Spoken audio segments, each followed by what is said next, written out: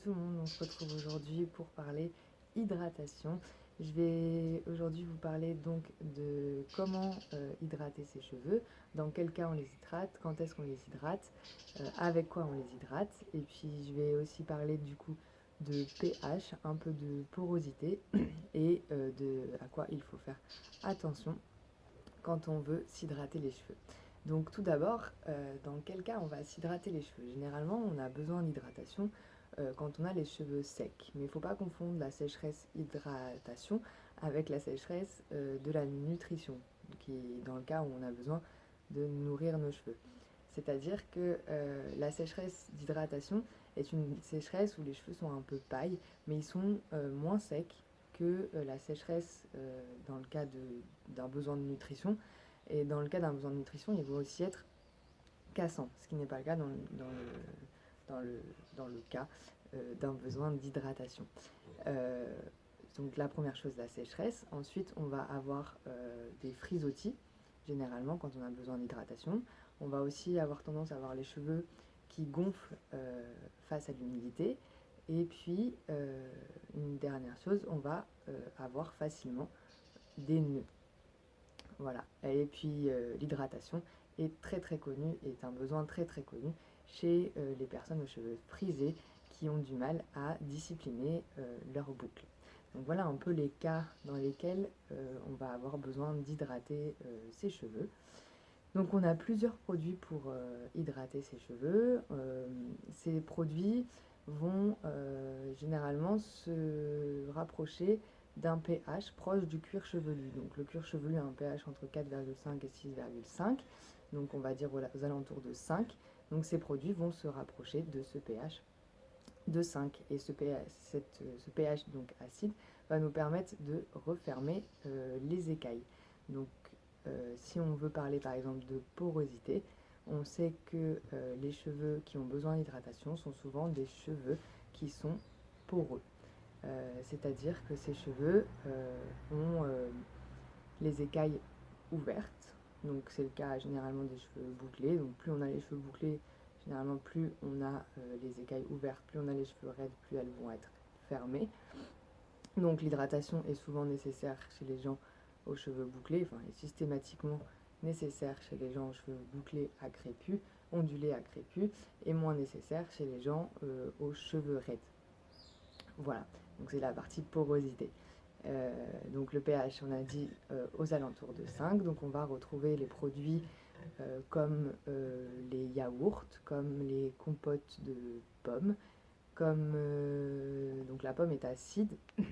Donc on a le vinaigre de cidre aussi qu'on utilise en rinçage qui permet de refermer les écailles, mais il ne va pas être aussi hydratant que les autres produits que je cite aujourd'hui. Ensuite, on va retrouver également tout ce qui est aloe vera et gel de lin, le miel aussi qu'on peut ajouter aux préparations. Il est difficile d'utiliser le miel tout seul, généralement c'est en mélange dans une tambouille. Et qu'est-ce qu'on peut avoir encore d'autres comme produits hydratants? Je crois que c'est à peu près tout. Donc il y a certains de ces produits qu'on va pouvoir utiliser seuls et d'autres produits qu'on va devoir utiliser avec un rinçage. Donc par exemple les yaourts, ah oui, le lait d'avoine que je n'ai pas cité, donc c'est tout ce qui est produits laitiers, et l'eau de riz. Voilà, l'eau de riz, le lait d'avoine et l'eau de riz, le lait d'avoine et les yaourts vont avoir besoin d'un rinçage après application. Personnellement, moi si je dois donner mon avis sur ces produits-là,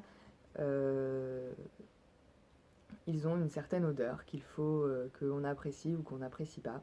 Le yaourt, généralement le yaourt au lait de vache, est très fort en odeur, donc faut pas le laisser plus de 10 à 15 minutes sur sa chevelure parce que sinon on a une odeur de vomi dans les cheveux, c'est pas très agréable.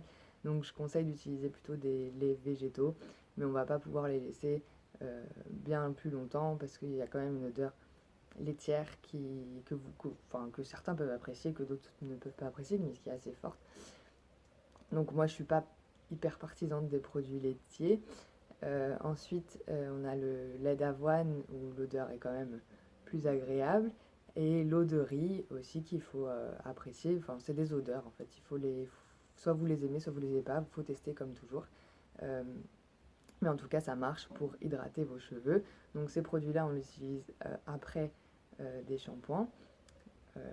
Euh, voilà, ils vont hydrater à la douche et ils ont besoin d'un rinçage. Par contre, le gel de lin ou le gel d'aloe vera, vous n'avez pas besoin de les rincer, ça s'applique directement sur les cheveux et ça prend un peu de temps parce qu'il faut les appliquer de préférence mèche par mèche si vous avez des problèmes de sécheresse partout, sinon uniquement sur les pointes si vous avez des problèmes de sécheresse juste au niveau des pointes. Euh, voilà, mais vous n'avez pas obligé, enfin, vous ne rincez pas ces produits-là. En plus, ils sont coiffants, ça fait c'est comme du gel, c'est assez visqueux et vos cheveux absorbent ce gel très hydratant et qui vous rend des cheveux tout brillants et faciles à démêler. Donc voilà, donc quand utiliser ces produits hydratants, donc je vous ai dit dans quel cas, donc frisottis, nœuds, etc. Par rapport à votre porosité, généralement, si vous avez une porosité de cheveux faible, donc vous avez des cheveux très peu poreux, vous n'avez normalement pas besoin de beaucoup d'hydratation parce que vos cheveux, lorsque vous les lavez, ils vont absorber l'eau, ils vont être hydratés et cette hydratation va être dans vos cheveux et comme vos cheveux sont aux écailles assez fermées, l'hydratation va mettre du temps à ressortir et du coup vous aurez moins besoin d'hydrater. Dans le cas de cheveux très poreux, c'est le contraire, donc vous allez vite absorber l'hydratation, d'où le fait de gonfler à l'humidité, mais vous allez aussi vite la perdre, et d'où le fait d'avoir des frisottis et des nœuds, parce que les écailles sont ouvertes et du coup ça s'en mêle, et voilà. Donc si vous avez les cheveux très poreux, vous allez avoir souvent besoin de plus d'hydratation.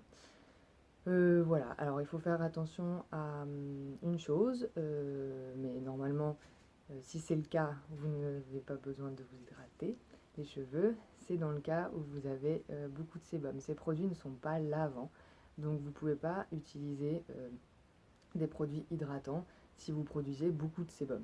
Mais normalement, si vous produisez beaucoup de sébum, vous n'avez pas besoin de vous hydrater vu que vous n'aurez pas de frisottis ni de nœuds dans vos cheveux, ni les cheveux secs, étant donné que le sébum est gras et que si vous produisez beaucoup de sébum, bah, vous aurez la chevelure grasse, très, très, très facile à démêler et normalement pas besoin d'hydratation dans ces cas-là. Donc, dans la logique, vous ne devrez pas utiliser ces produits dans le cas où vous avez du sébum. Ou alors, si vous avez beaucoup de sébum et vous voulez par hasard essayer de vous hydrater les cheveux, lavez-vous les cheveux avant avec des poudres avec un œuf ou du bicarbonate si vous avez énormément de sébum et vous voulez faire une clarification.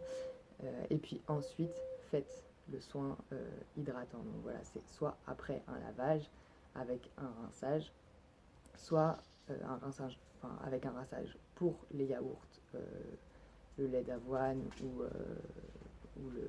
l'eau de riz, ou sans rinçage si vous utilisez le gel d'aloe vera ou le gel de lin.